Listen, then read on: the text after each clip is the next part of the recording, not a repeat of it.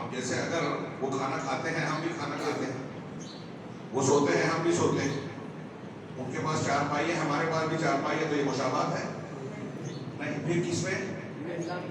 دینی امور میں عام طور سے کہتے ہیں جو کسی قوم اور مذہب کے ماننے والوں کی پہچان، ان کا مذہبی اور دینی طریقہ ہو، اس طریقے میں، شعار میں، علامتی طور پر جو وہ پہچانے جاتے ہیں، اس میں اگر ہم اختیار کرتے ہیں ان کی مشابہت، ان کے مذہب کا تہوار ہو۔ اب جیسے مثال کے طور پہ ہمارے یہاں سردار جی لوگ ہوتے ہیں، ان کی خاص پگڑی ہوتی ہے، کرپال ہوتا ہے جو ساتھ میں، وہ چیز جس کے ساتھ نظر آتی ہے سب لوگ جان جاتے ہیں سردار۔ ہندو عورتیں کشکا لگاتی ہیں، سندور بھرتی ہیں مانگ میں، منگل سوتر پہنتی ہیں شادی شدہ۔ کرسچن لوگ سلیب لٹکاتے ہیں، یہ ان کی پہچان ہے، دیکھتے ہی آدمی جان جاتا ہے کہ یہ فلاں مذہب کا ماننے والا ہے۔ مسلمان داڑھی ٹوپی ہندوستان پاکستان میں یہ اس قسم کی چیزیں ہیں جو ہے ہماری پہچان ہے، دیکھتے ہی لوگ جان جاتے ہیں۔ تو یہ دلیل دینا چاہیے، اور یہ ایک اصول ہے، میں نے کہا اصول۔ علامہ ابن تیمیہ رحمہ اللہ کی ایک کتاب ہی ہے اقتداء الصراط المستقیم فی مخالفت اصحاب الجحیم، بڑی شاندار کتاب۔ طلبہ، یہ چھوٹے جو طلبہ ہیں ان کو جو یہ مشکل ہے، بڑے طلبہ اس موضوع سے متعلق اس کا ضرور مراجعہ کریں کہ صراط مستقیم کا تقاضا یہ ہے کہ آپ اصحاب جحیم کی مخالفت کریں۔ علامہ ابن تیمیہ کی اس کتاب میں آپ پڑھیں گے کہ انہوں نے اس کی وجوہات بیان کی ہے کہ اللہ نے ایک قاعدے اور اصول کے طور پر ہم کو بتایا ہے۔ صراط مستقیم کی ہدایت کی جب دعا سکھائی اہدنا الصراط المستقیم، تو ساتھ ہی ساتھ قید لگائی غیر المغضوب علیہم صراط الذین انعمت علیہم، اس کے بعد غیر المغضوب علیہم ولا الضالین، مغضوب علیہم اور ضالین کے طریقے سے بچنے کی تلقین کی۔ گویا صراط مستقیم، ہم سچے اور جنت کے راستے پہ اگر چل رہے ہیں تو ہمیں ان گمراہ راستوں سے، ان کے طریقوں سے، اصولوں سے بچنا ضروری ہے، اور اس کی دعا مانگ رہا ہے بندہ ہر نماز میں،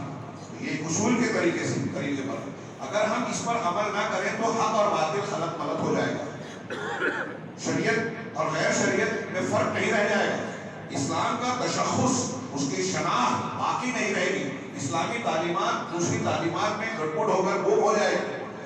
ایسے اور بھی بہت سے، اور ایک آدمی اگر ظاہری طور پر کسی دوسری قوم کی مشابہت ہے، یہ دلیلیں یعنی یہ حکمتیں ہیں جو قرآن و حدیث میں بیان کی گئی ہیں، علامہ ابن تیمیہ نے بیان کی ہے، دوسرے علماء نے بھی، کہ اگر ہم ظاہری طور پر کسی دوسری قوم کی مشابہت اختیار کرتے ہیں تو ظاہر میں مشابہت سے دل میں اس کی طرف میلان پیدا ہوتا ہے، اور اس مذہب کے تعلق سے آدمی کے دل میں جو ہے اس طرح کا مل دھل جانا، گھل مل جانا کا مزاج پیدا ہو سکتا ہے جو شرعن کا بالکل واضح طور پر حرام ہے۔ آدمی اس مذہب کی بدعت کو، خرافات کو یا گمراہی کو پسند کر کے اختیار کر سکتا ہے، اور آپ اگر کسی غیر مذہب کو قرآن و حدیث کی تعلیم کے علاوہ کسی چیز کو پسند کر رہے ہیں تو چھوٹا موٹا گناہ نہیں ہے۔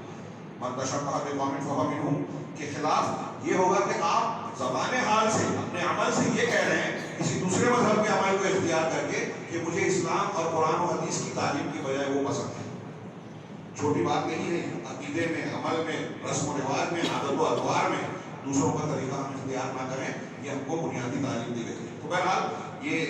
دلیلیں ہونی چاہیے۔ دوسری چیز جو آپ نے کہا کہ یہودی نے کہا حضرت عمر فاروق سے، ایک تھوڑی سی علمی بات ہے لیکن دماغ میں رکھیے، حضرت عمر فاروق سے کہا کہ کوئی آیت ہم پر نازل ہوتی تو ہم اس کو جشن کا دن مناتے ہیں، ٹھیک ہے؟ حضرت عمر نے کیا جواب دیا؟ جو بیان کیا کہ سنا آپ نے کہ ہم جانتے ہیں کب نازل ہوئی، کہاں، اور وہ دن ہمارے لیے تہوار کا دن ہے، عرفہ کا، حج کا اور عید الاضحیٰ کا موقع ہے، ہم جشن کے طور پر مناتے ہیں۔ لیکن یہاں ایک بات قابل غور ہے، وہ دماغ میں رکھیں کہ یہودی نے جس بنیاد پہ کہا کہ آیت نازل ہوتی تو ہم اس کو جشن کا دن مناتے، یہ اس کی عقلی دلیل تھی۔ حضرت عمر نے اس کو مطمئن کیا، لیکن حضرت عمر نے جو جواب دیا وہ اس دن کو ہم جو جشن کا، تہوار کا یا خاص دن مناتے ہیں تو کیا عقل کی بنیاد پر کہ اس دن کی آیت نازل ہوئی اس لیے ہم مناتے ہیں؟ اس لیے کہ اللہ اور رسول نے اس دن کو اہم قرار دیا، اس لیے مناتے ہیں، دماغ میں رکھیے۔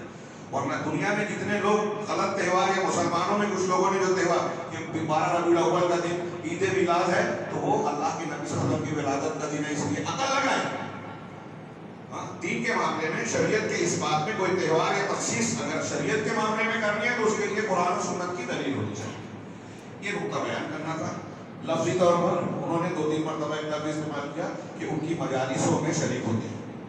بس خالی توجہ کے لیے मजालिस बजाते खुद जमा है, तो क्या वो मजालिसों जमौल जमा इस्तेमाल कर रहे थे, या तो मजलिसों का है या मजालिस का है, बेहतर था।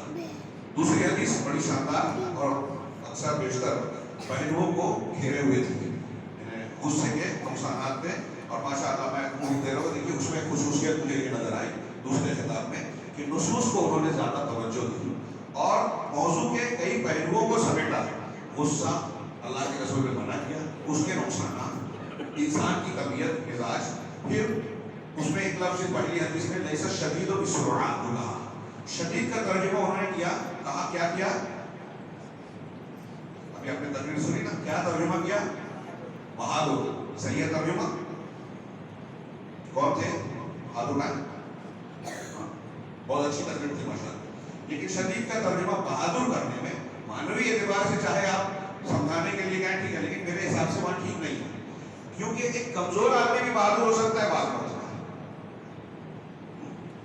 एक आदमी जिस्मानी तौर पे कमजोर हो लेकिन हौसले के एतबार से बहादुर, एक आदमी जिस्मानी तौर पे मजबूत हो हौसले के एतबार से कमजोर हो। यहाँ शदीद का तर्जुमा ताकतवर, मजबूत, और हमारे कुछ उलमा पहलवान से करते हैं कि पहलवान वो नहीं है किसी को पछाड़ दे, पहलवान वो है जो गुस्से के वक्त अपने आप पर कंट्रोल रखे। तो यहाँ सिर्फ एक मुलाहिजा है, आप हजरात को तकरीर में ये दो चीजें मलूज रखना चाहिए, नुसूस का दलाइल का एहतमाम, और कोई मौजू लिए तो वक्त कम ही सही, लेकिन मौजू से मुताबिक अहम पहलुओं का कम से कम तज़किरा किया जाए, जैसे कि इस किताब में था। अल्लाह ताला हमें खैर